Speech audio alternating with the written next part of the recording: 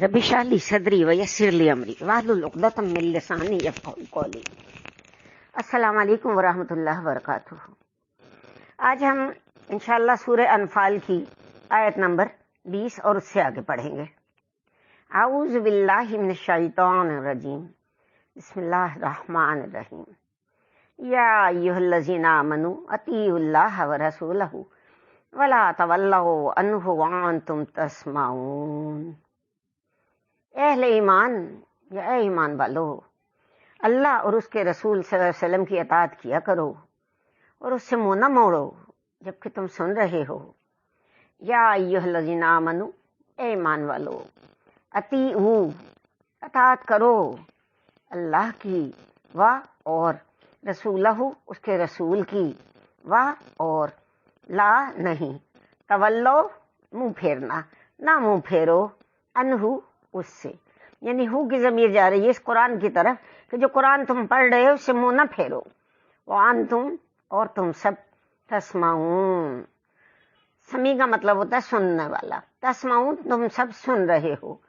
یعنی جب اللہ کے رسول صلی اللہ علیہ وسلم نے بدر کی طرف چلنے کا ارادہ کر لیا تو پھر تمہاری طرف سے رد و قضا اور بحث اور استدلال کیوں ہو رہا تھا؟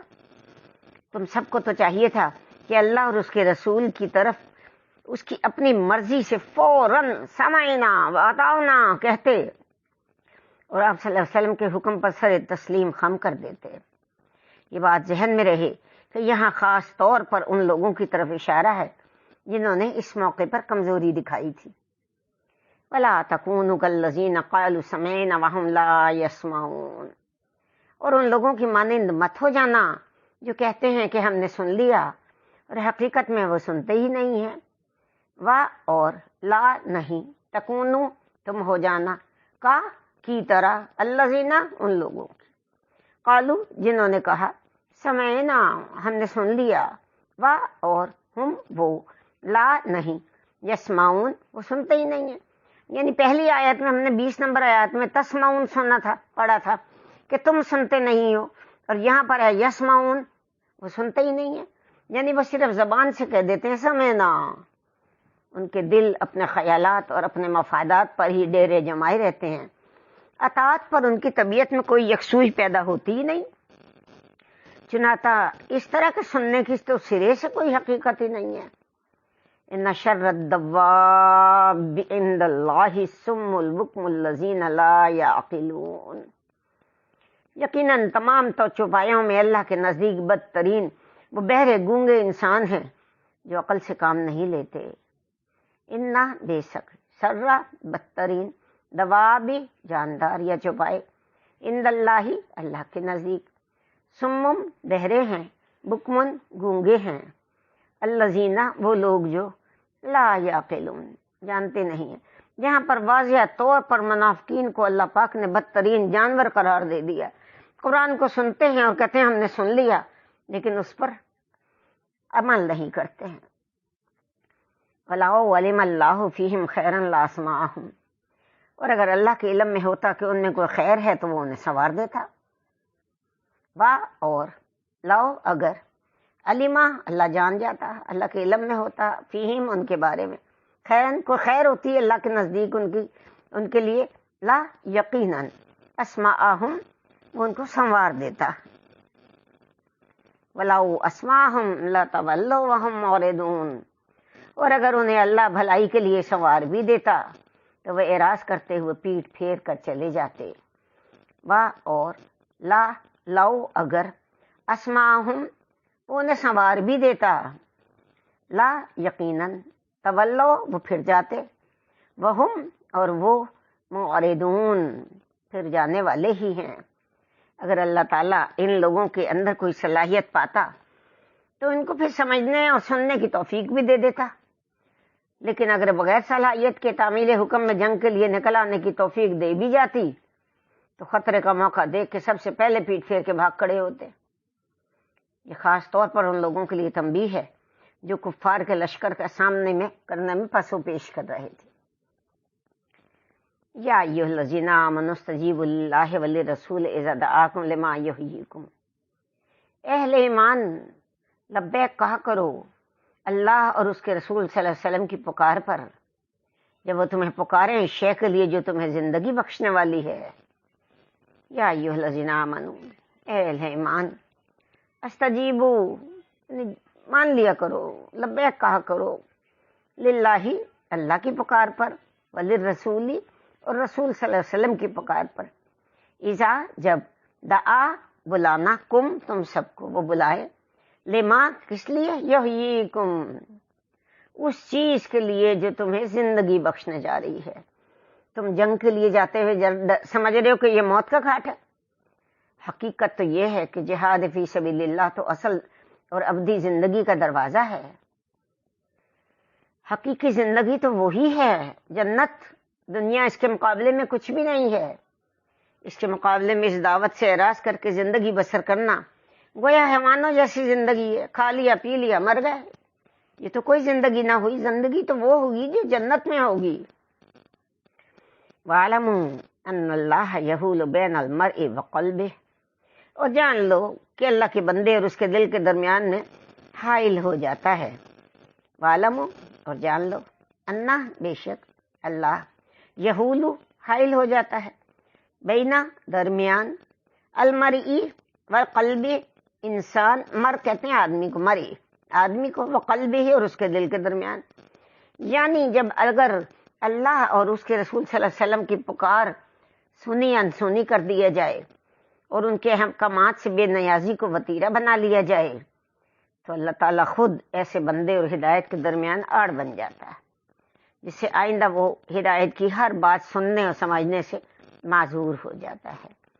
یعنی جیسے کہ سورہ بقرہ میں لکھا ہے، ختم اللہ علی قلوبہم وعلی سمعہم، ان کے دلوں اور ان کی سماعت پر اللہ نے مہر لگا دی ہے۔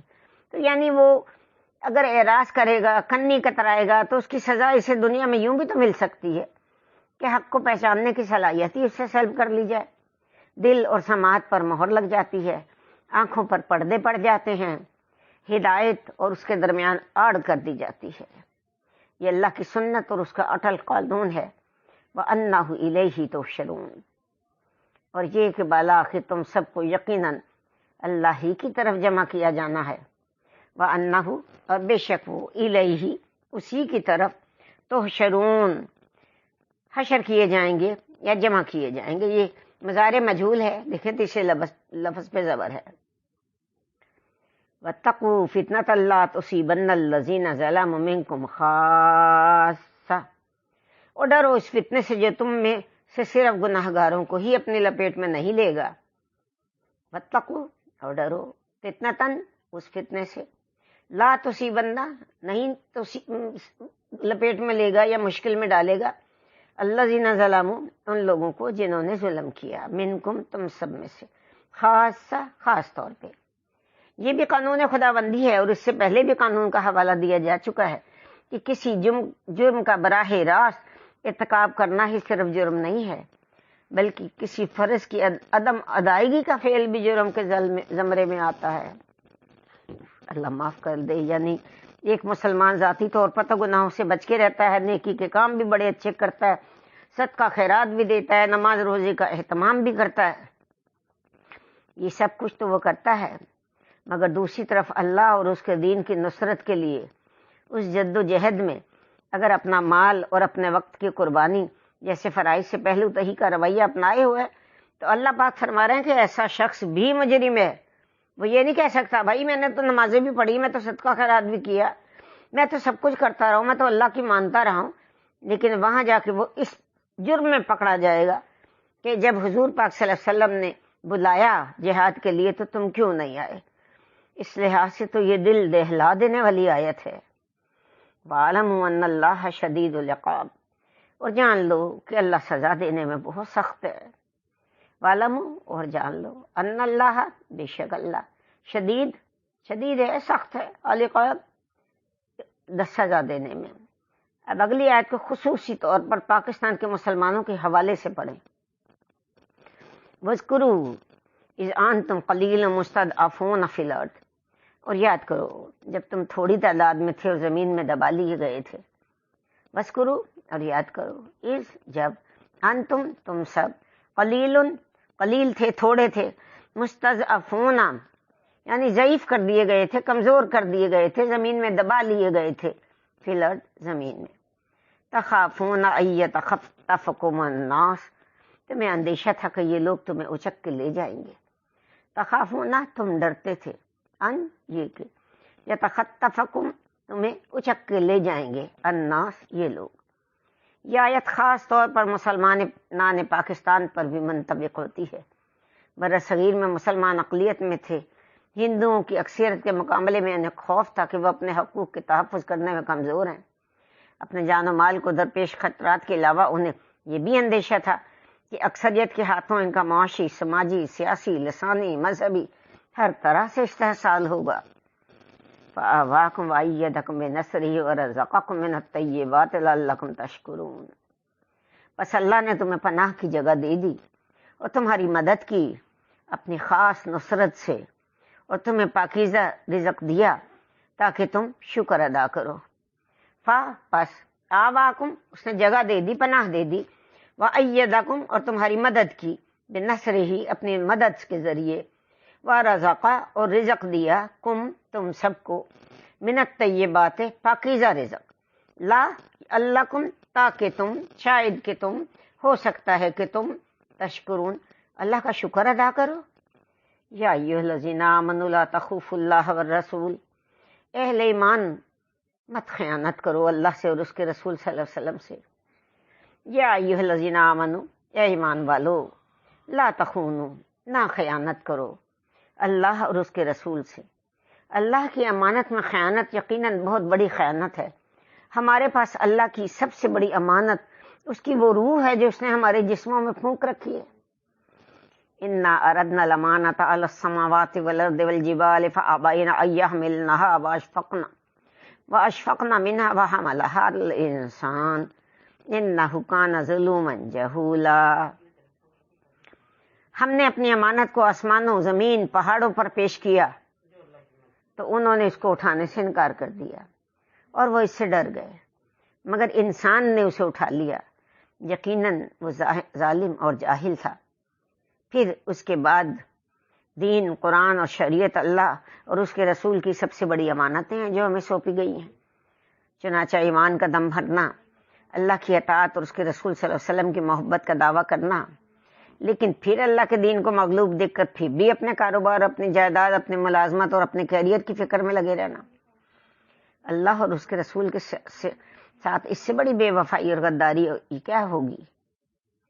یعنی یا ایھا الذین آمنوا لا تخونوا، اور یہ جو میں نے ابھی آیت آپ کے سامنے پڑھی تھی، یہ سورہ احزاب کی آیت میں نے پڑھی تھی، وَتَخُونُوا أَمَانَاتِكُمْ وَأَنْتُمْ تَعْلَمُونَ، اور نہ ہی تم آپس کی امانتوں میں خیانت کرو جانتے بوجھتے، اور تخونوا، نہ خیانت کرو، اماناتکم، اپنی امانت کو، یعنی اگر ایک شخص نے تمہیں امانت کے طور پہ کوئی پیسے دیے کہ یہ کاروبار میں لگا لو اور تم کھا جاؤ اور کہہ دو کہ نہیں ہے جی اب، وانتم تعلمون، تم جانتے ہو، اچھی طرح جانتے ہو، جانتے بوجھتے کسی کی امانت میں خیانت کرتے ہو، تو جب اللہ کے یہاں حساب ہوگا تو کیا کرو گے؟